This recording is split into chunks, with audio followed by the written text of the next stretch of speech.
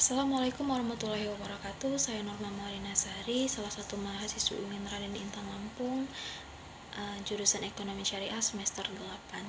Di sini saya akan sedikit menjelaskan materi hasil dari makalah ujian komprehensif di bidang kesyariahan. Yang akan saya bahas di sini adalah mengenai fikih-fikih di dalam Islam. Ada 3 fikih yang akan saya bahas, yakni yang pertama fikih ibadah, yang kedua fikih muamalah, dan yang ketiga fikih zakat. Yang pertama saya akan membahas mengenai fikih ibadah. Fikih itu sendiri dalam bahasa memiliki arti ilmu atau sebuah pemahaman. Jadi dapat dikatakan bahwa fikih adalah sebuah ilmu yang mendalam. Ibadah memiliki 3 makna, yaitu taat, tunduk, dan juga pengabdian. Jadi dapat dikatakan bahwa ibadah itu merupakan suatu bentuk ketaatan, ketundukan, dan juga pengabdian manusia, makhluk Allah kepada Allah Subhanahu wa Ta'ala. Langsung aja masuk ke ruang lingkup fikih ibadah. Yang akan saya bahas ruang lingkup fikih ibadah yakni mengenai toharoh, sholat, puasa, dan juga haji.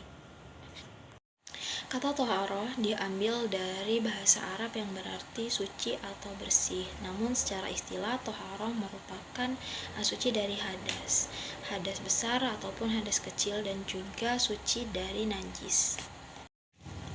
Berdasarkan firman Allah dalam surat An-Nisa ayat 43, di situ dijelaskan bahwasanya sarana untuk bersuci itu dapat menggunakan air dan juga debu.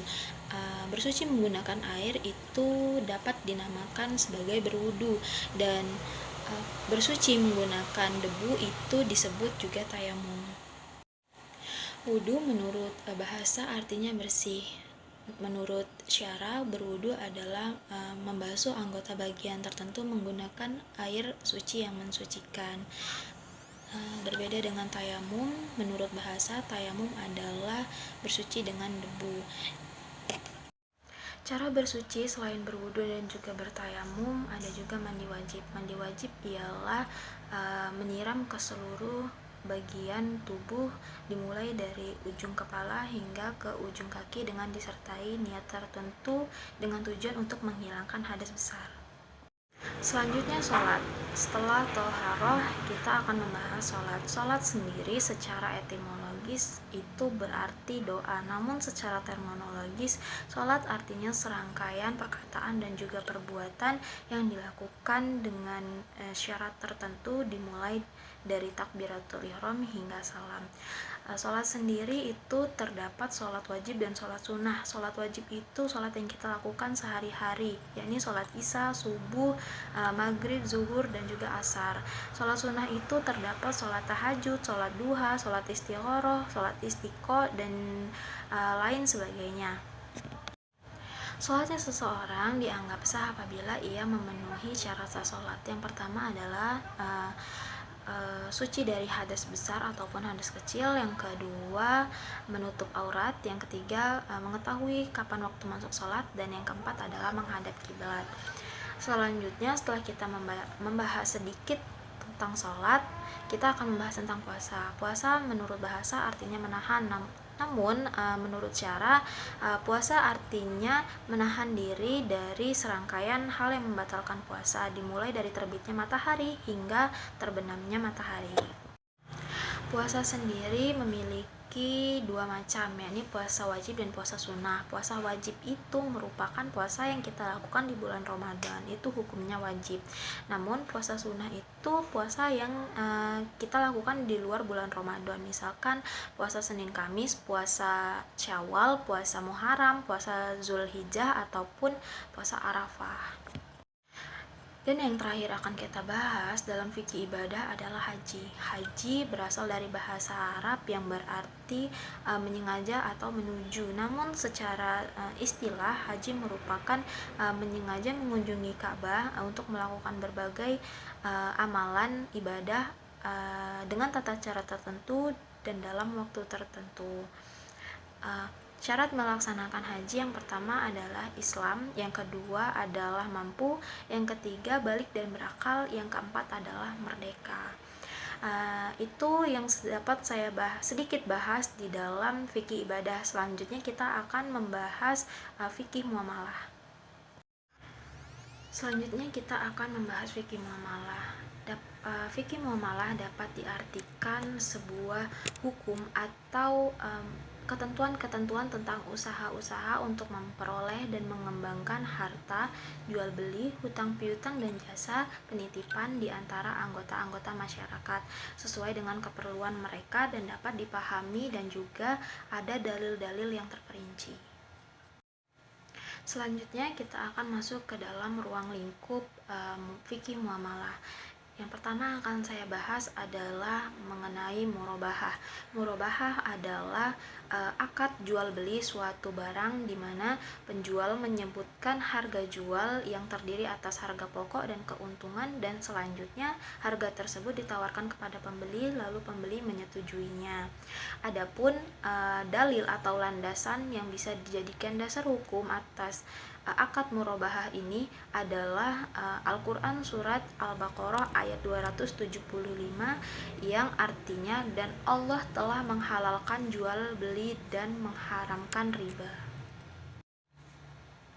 Adapun syarat-syarat untuk melakukan akad murabahah, yang pertama adalah adanya penjual dan pembeli, lalu ada barang yang diperjualbelikan, adanya harga barang, dan adanya pernyataan serah terima.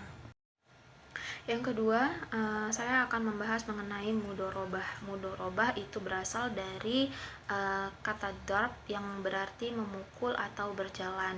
Namun dapat diartikan bahwa mudorobah adalah akad perjanjian antara kedua belah pihak yang salah satunya memberikan modal kepada seseorang yang lainnya, dan nantinya modal tersebut akan dikembangkan lalu keuntungannya akan dibagi untuk kedua belah pihak sesuai dengan perjanjian di awal.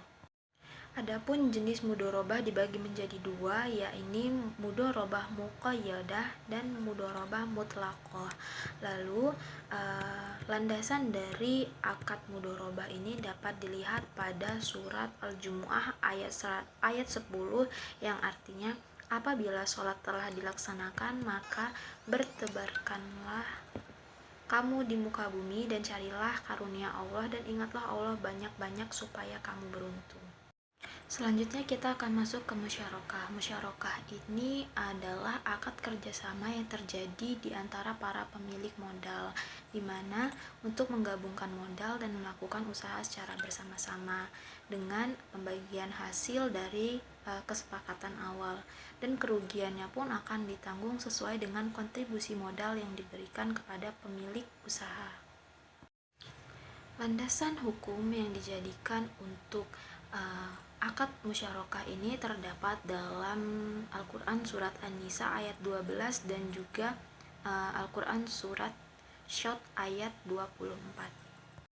Selanjutnya adalah ji'alah. Ji'alah ini secara terminologi fikih berarti suatu tanggung jawab dalam bentuk janji di mana memberikan imbalan atau upah tertentu secara sukarela terhadap orang yang berhasil melakukan perbuatan atau memberikan jasa yang belum pasti dalam dilaksanakan sesuai dengan yang diharapkan.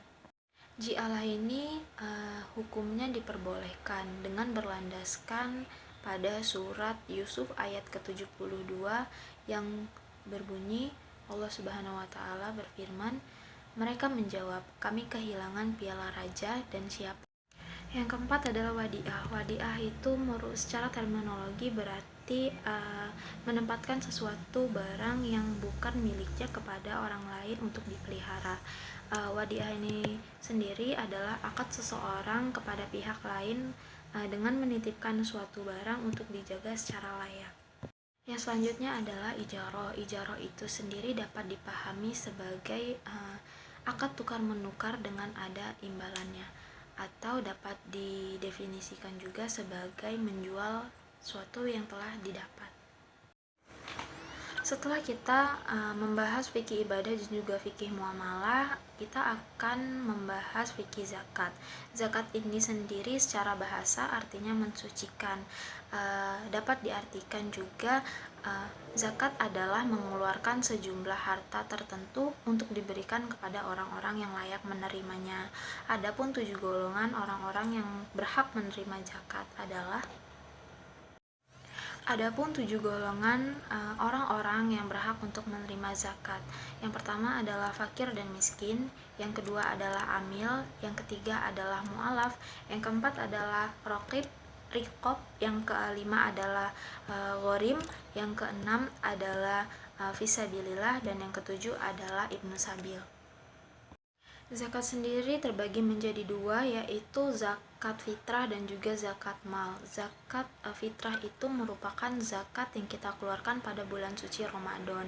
Ulama di Indonesia sepakat besarnya untuk zakat fitrah adalah senilai 2,5 kilogram beras, atau jika ingin mengeluarkan berupa uang, dijumlahkan saja seharga beras 2,5 tersebut.